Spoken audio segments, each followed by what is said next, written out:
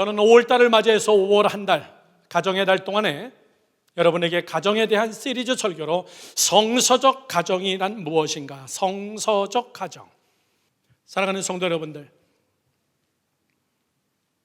우리 모두는 다, 아니 전 세계에 있는 모든 사람은 다 가정에서 시작했다는 사실입니다. 우리 모두는 다 가정에서 태어났습니다. 그리고 가정에서 자랐습니다. 가정에서 우리 다 교육받았습니다. 그래서 가정이라는 기본 속에서 우리의 성격이 만들어졌고, 오늘의 여러분 다 가정에서 만들어진 것입니다. 이 가정이라는 것은 모든 것을 만들어내는, 모든 사람을 만들어내는 뿌리가 그 안에 있습니다. 여러분 다 가정에서 자랐습니다. 가정이라는 환경 속에서 여러분의 성격이 형성된 겁니다.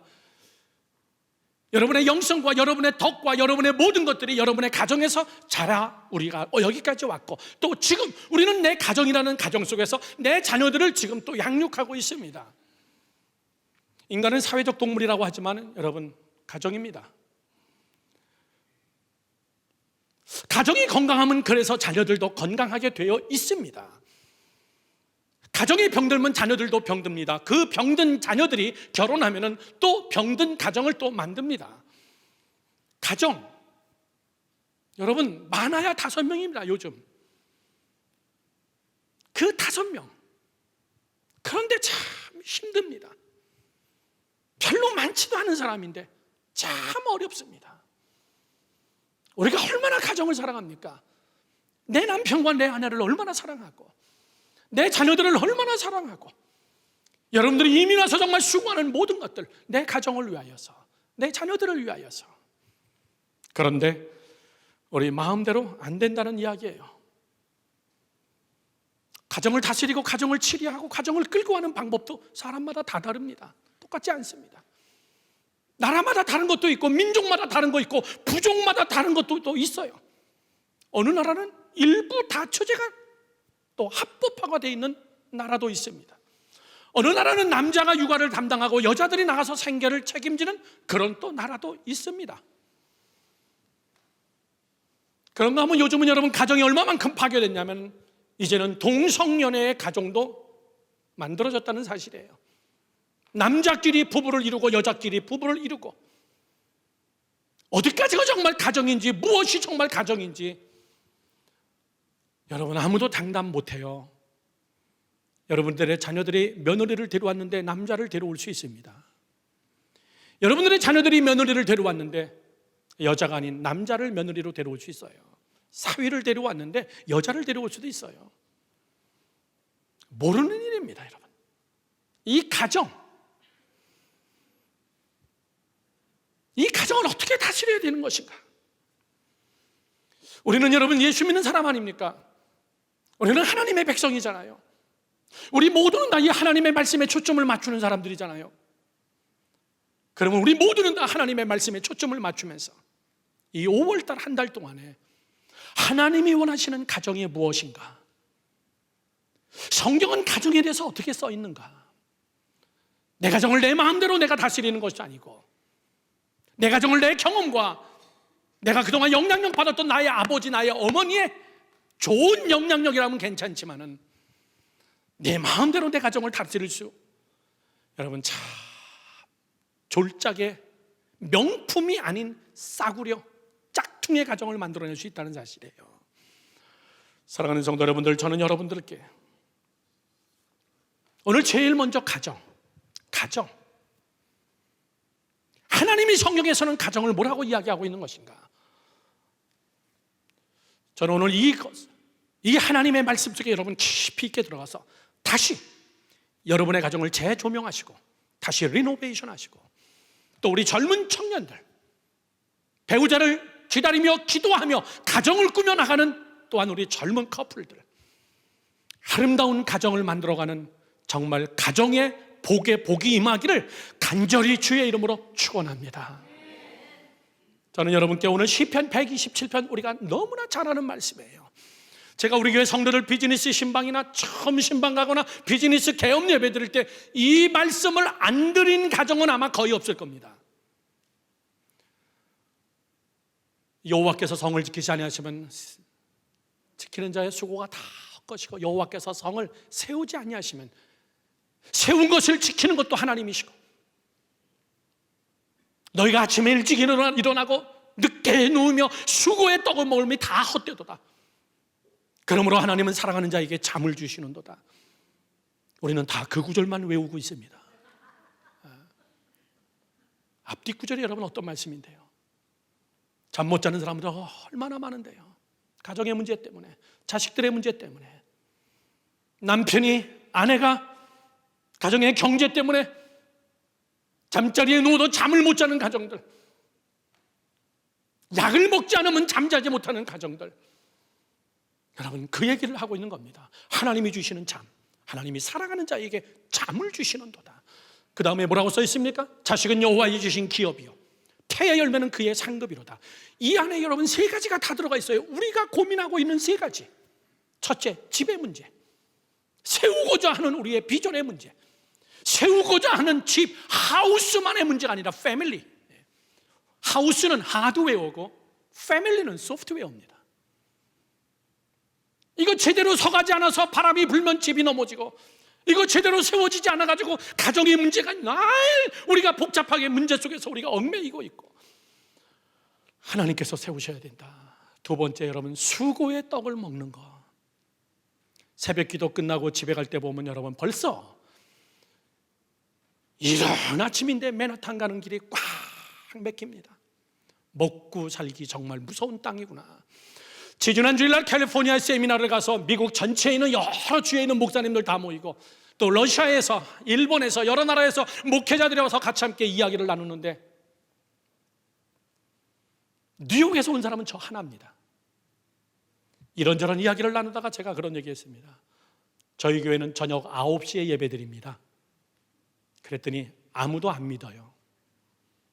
오직 한 사람 믿어주는 사람, 김영식 원사님의 사위 오명찬 목사님은 알고 있죠. 맞아요. 맞아요. 캘리포니아, 텍사스, 휴스턴, 여기서 오신 분들 5시 반, 6시, 9시 되면 이미 다 집에 가고, 뉴욕은 9시가 돼야 모여도 다 모이지 못하여서 밥도 못 먹고 우리는 뛰어와서 예배 드리고 교회에서 허겁지겁 먹고, 아니면 예배 끝난 다음에 우리 뉴욕에는 24시간 식당 가서 우리는 밥 먹습니다. 그리고 그 다음날 또 출근합니다. 여러분 뉴욕 땅이 만만합니까? 시편 127편이 뉴욕 사람들에게 꼭 쓴 것 같아요. 너희가 아침에 일찍 일어나고 늦게 누우며 정말 수고의 떡을 먹어도 이게 안 맥혀요. 안 넘어갑니다. 때로는 여러분 그런 생각하죠. 야, 내가 이러려고 뉴욕 왔나? 내가 이러려고 이민 왔나? 성경은 그것을 우리에게 지적해주고 있어요. 그거 너희들 마음대로 안 된다. 세 번째는 자식은 여호와의 주신 기업이다. 자식의 문제, 돈의 문제, 가정의 문제, 이 세 가지. 이것을 어떻게 해야 되냐 그 얘기예요. 이렇게도 안 되고 저렇게도 해봤고, 이렇게도 해봤고 저렇게도 따라도 해봤고, 이래도 안 되고 저래도 안 돼서 어쩔 줄 모르는 이 가정이라는 문제. 오늘 성경은 우리에게 여러분 시원하게 이야기해주고 있습니다. 저는 제일 먼저 여러분들이 오늘 첫 주일 여러분의 가정을 하나님의 말씀에 비추어서 다시 한번 리노베이션하는 시간이 되기를 주님의 이름으로 축원합니다. 축원합니다. 첫 번째입니다. 첫 번째, 시편 127편 전체는 첫째 우리에게 이렇게 얘기합니다. 가정에 대한 이야기예요. 하나님의 절대적 주권을 인정하라 그 얘기입니다. 너희가 정말 하나님의 가정으로, 축복의 가정으로, 하나님이 통치하는 가정으로, 하나님을 찬양하며 즐거움과 기쁨이 넘치는 가정이 되기를 원한다면 127편은 하나님의 주권을 인정하라. 그 주권도 절대적 주권. 다 같이 시작. 하나님의 절대적 주권을 인정하라. 믿으시면 아멘. 다시 해봅시다. 더 크게 시작. 하나님의 절대적 주권을 인정하라 그 얘기입니다. 성도 여러분들, 시편 127편은 다 우리에게 이야기해 주고 있습니다. 여호와께서 하나님 그분이 하시지 않으면 안 됩니다. 하나님께 달려있다는 사실이에요. 저는 여러분들이 들어보시죠. 여러분들이 정말 하나님의 주권을 인정한다는 것이 무엇인지 저는 여러분들이 정말 정확하게 알았으면 좋겠습니다. 하나님께 다 맡겨라. 내가 할 일은 아무것도 없다. 하나님께 모든 것을 다 위탁하자. 하나님이 도와주셔야 되는 것이다. 맞지만은 절반이 맞습니다. 나는 하나님의 주권을 인정합니다. 하나님이 해주셔야 됩니다. 나는 가만히 있을 겁니다. 그 얘기가 아니거든요. 사랑하는 성도 여러분들, 가정의 세 가지 이 문제, 집을 세우는 문제, 하드웨어, 소프트웨어의 문제, 그리고 두 번째, 여러분, 돈의 문제. 참, 저는 정말 그래요. 예배 끝나고 악수하면서 여자 성도들의 손을 만져도요, 남자 손인지 여자 손인지 구별 안 가는 손도 많이 있습니다. 가슴이 막 찡합니다. 남자들의 손은 거의 못 박힌 손처럼 아주 못이 베겨 있는 손들 만지면 진짜 고생 많이 하셨구나. 우리 그렇게 사는 뉴욕 사람들이에요. 자식이라도 좀 시원하게 공부 잘해주면 참 그걸로 위로받을 텐데, 어쩌면 누구 닮아서 이렇게 책임지고 공부를 안 할까? 못하는 게 아니라 안 해. 정말 자식들 속삭이는 거 세상에서 제일 큰 골치 아픈 거래.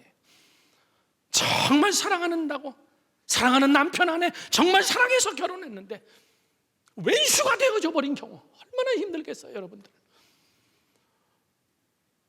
목사님, 왼수는 아닙니다. 그런데 룸메이터가 있어요. 신경 안 쓰고. 이것도 여러분 비극이에요.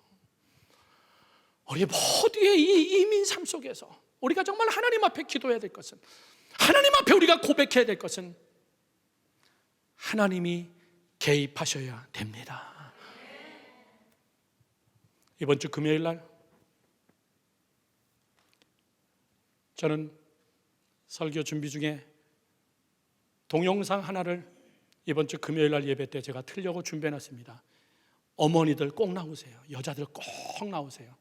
이번 주 금요일 날 저는 제 스스로 타이틀을 이렇게 정했어요. 엄마 헌신 예배다. 여선교회 헌신 예배가 아니라, 여선교회 그러면 교회 이야기고요. 엄마 헌신 예배. 엄마로 나와서 이번 주 금요일 날 마더스데이 저기 전에 정말 엄마로서, 아내로서 하나님 앞에 헌신하는, 저는 그때 보여줄 동영상 중에 한 분입니다. EBS TV에서 방송한 저희 집사람하고 그걸 보면서 저는 넋놓고 감탄했습니다. 어머니에 대한 이야기예요. 공영방송이기 때문에 기독교적인 요소를 다 잘라버렸지만은 목사님 가정입니다. 가난한 목사님 가정이에요. 개척교회 목사님 가정이에요. 그 어머니 사모님이 얼마나 애를 잘 키웠는지요.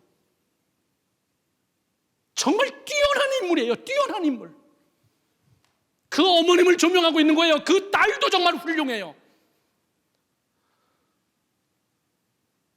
미국에 와서 24살에 여러분 하버드 대학 대학원까지 졸업하고 박사학위 다 받고 28살에 하버드 대학 대학원에서 교수로 스카우트한 거예요.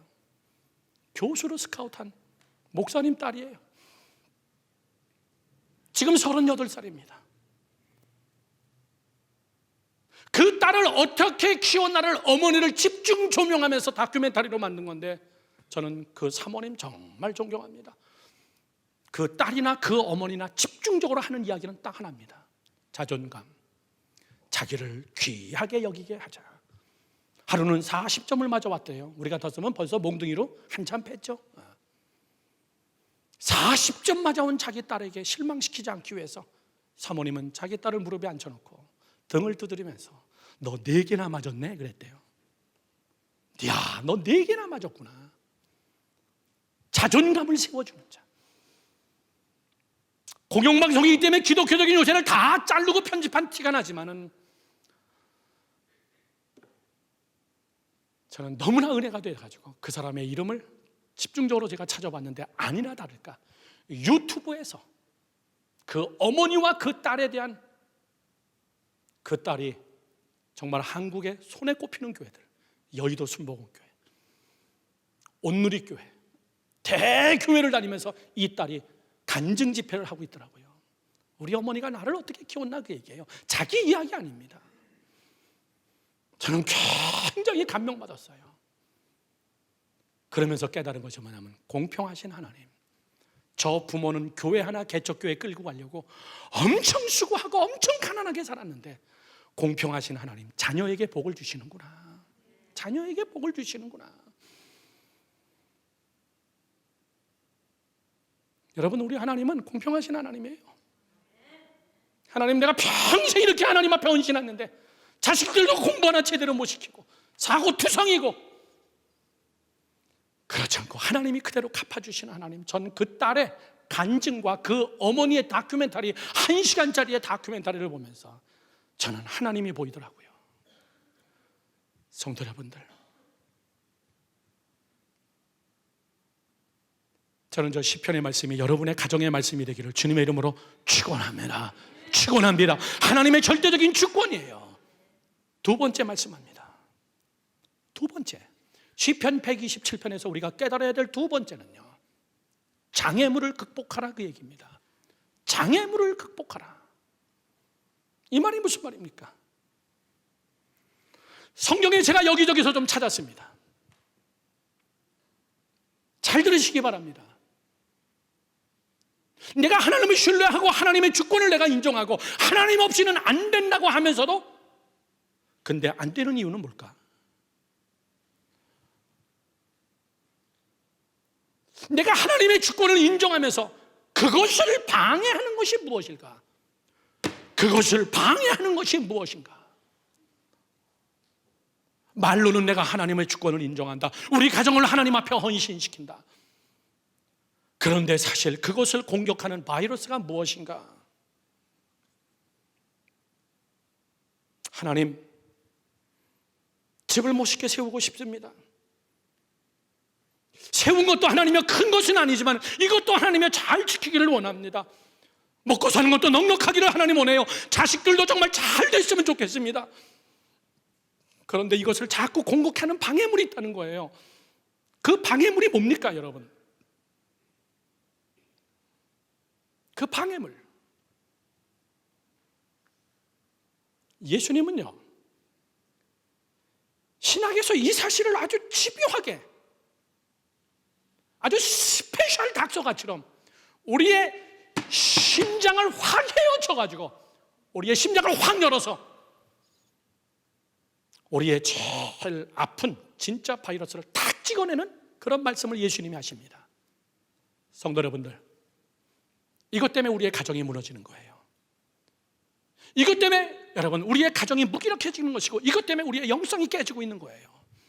내가 입술로는 고백하지만은, 내가 입술로는 하나님의 주권을 고백하지만은 내 안에 숨겨져서 나도 모르고 있는 이 방해물, 이 장애물, 이것이 뭐냐, 그 얘기입니다.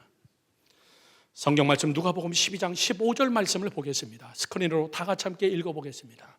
누가복음 12장 15절 말씀, 그들에게 이르시되, 예수님의 말씀입니다. 삶과 모든 탐심을 물리치라. 탐심입니다. 탐심. 마음이 썩어버린 거예요. 삶과 모든 탐심을 물리치라. 사람의 생명이 그의 소유에 넉넉한 데 있지 아니하리라. 탐심.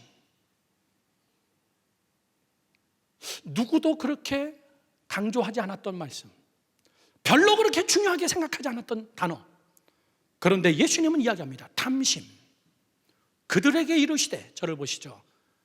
앞에 쭉 긴 사건이 있었습니다. 그 사건이 무슨 사건이냐면은, 어느 아마 부잣집 아버지가 유언도 채하지 못하고 재산도 분배하지 못하고 어느 아버지가 돌아가셨나 봐요. 그랬더니 자녀들끼리 재산 유권 싸움이 벌어진 거예요. 그랬더니 어느 여자가, 어떤 사람이 예수님 앞에 찾아온 거예요. 예수님, 우리 아버님이 돌아가셨는데 재산을 어떻게 분배하는 것이 제일 공평한 분배입니까? 예수님이 좀 이야기해 주면 우리가 다 순종하겠습니다. 그랬더니 예수님이 저 말씀하신 거예요. 그들에게 이르시되, 그 바로 앞구절에, 내가 너희들 재산 분배하려고 이 땅에 왔는 줄 아느냐? 내가 너희들을 돈 분배해 주는 그런 하나님의, 내가 그런 일 하러 왔는 줄 아느냐? 그러면서 그들을 꾸짖으시면서 하신 말씀이, 이르시되 모든 탐심을 물리치라. 너도 지금 탐심이 있어, 네 안에. 그 탐심 때문에 형제 우애가 다 깨져버린 거야. 탐심 때문에 혈연 공동체 가정이 다 깨져버렸어. 탐심 때문에 식구들끼리 싸우고 있는 거야. 여러분, 지금 예수님이 그 얘기하고 있는 거예요. 내 가정을 하나님 앞에 위탁합니다. 내 직장을 하나님 앞에 위탁합니다. 내 자녀들을 하나님 앞에 위탁합니다 라고 이야기하면서도 실제적으로 우리가 어디서 무너지고 있냐면 탐심에서 무너지고 있다는 겁니다. 탐심이 내 가정을 무너뜨리고 내 자녀들을 무너뜨리고 나를 무너뜨리고, 더 본질적으로 여러분 이야기하죠. 저를 보십시오. 우리의 제일 궁금한 것은, 지금 여러분 머리에서 제일 궁금한 것이 뭐냐면 어디까지가 탐심이냐 그 얘기예요. 사실은 어디까지가 탐심입니까? 많이 벌면 탐심입니까? 넉넉하게 살면 탐심입니까? 그럼 우리 모두 다 가난하게 살까요? 가난하면 다 홀리한 겁니까? 그 얘기 아니에요. 어디까지가 탐심이냐 그 얘기입니다. 제일 중요한 얘기예요. 그거를 넘어서는 순간 여러분의 가정은 넘어지기 시작하는 거예요. 여러분이 넘어지기 시작하는 겁니다. 내 가정이 물질 때문에 부유한 것 같지만 타락하기 시작하는 거예요. 내 가정을 지키는 거 어디까지가 탐심이냐. 제가 매일 아침마다 여러분에게 보내드리는 뉴욕 열방교회 힐링 보이스 카톡 메시지에 제가 이 해답을 명쾌하게 썼습니다. 4월 20일자 아침 카톡에 제가 이 글을 썼습니다. 탐심, 헬라어로 폴레오넥시아스, 이런 뜻입니다. 헬라어 몰라도 괜찮습니다. 그런데 헬라어는 왜 중요하냐면요, 다릅니다. 다른 미닝을 가지고 있기 때문에 헬라어를 성경에서는 꼭 찾아봐야 돼요. 왜? 한국말의 어휘력의 부족함이 있기 때문에. 헬라어는 언어 중에 천재적인 여러분 언어입니다. 단어 자체가 엄청난 뜻을 가지고 있기 때문에. 탐심의 원래 뜻의 의미가 뭐냐면 더 소유하고자 갈망하는 마음, 더 소유하고자 갈망하는 마음. 그러면 우리 저기다 또 질문 던질 수 있어요. 더 소유하고자 갈망하는 마음은 다 죄입니까? 탐심으로? 더 벌고 싶은 거 죄인가요? 비즈니스 더 크게 하고 싶은 거 죄인가요? 내 자식 70점 맞는데 100점 맞고 싶은 거 죄인가요? 탐심인가요? 아닙니다. 어디까지냐 그 얘기입니다. 어디까지냐. 저는 여러분들이 정신 똑바로 차리시고 이 하나님의 말씀 속으로 들어오기를 바랍니다. 설명합니다. 인간이라면 이런 마음 없는 사람 없습니다. 예수님이 말씀하시는 포인트가 뭐냐면, 예수님이 말씀하시는 아주 중요한 핵심 포인트는 뭐냐면 마음까지 빼앗기는 거다 그 얘기예요. 더 갖고 싶어서 너의 마음이 없다는 거예요. 마음을 뺏겨버렸다는 거예요. 너 마음을 뺏겨버렸다는 거예요. 그래서 예수님은 계속 이어서 말씀하시는 거냐면 무릇 지킬 만한 것보다 내 마음을 지켜라. 생명의 근원이 여기서 나는 것이다. 이 구절과 같이 함께 엮여지는 거예요. 계속 이어서 얘기합니다. 여러분 잘 들으십시오. 너무나 갖고 싶어서 마음이 혼란해질 경우, 너무나 갖고 싶어서 마음의 영적 질서가 파괴돼 버리는 거, 더 갖고 싶어서 마음이 어지러워지고, 더 갖고 싶어서 내 마음에 잘 정립된 영적 질서가 파괴되어져 버리고, 더 갖고 싶어서 절제가 안 되는 거예요. 눈에 뵈는 게 없는 겁니다. 그 라인을 지킬 줄 안다면 그건 탐심이 아니에요. 그 라인 못 지키면 그때부터 그 사람은 탐심에 빠지는 거예요. 돈의 양을 이야기하는 게 아닙니다. 마음을 이야기하는 거예요.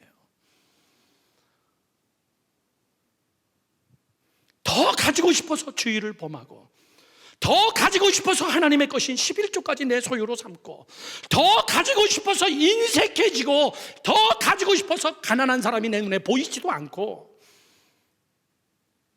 더 가지고 싶어가지고 나만 보일 때, 저를 보시죠. 그때부터 그런 탐심이 여러분 안에 있으면 여러분의 가정이 막 파괴되기 시작합니다. 부부관계가 파괴되기 시작합니다. 자식이 파괴되기 시작합니다. 탐심. 무릇 지킬 만한 것보다 내 마음을 지켜라.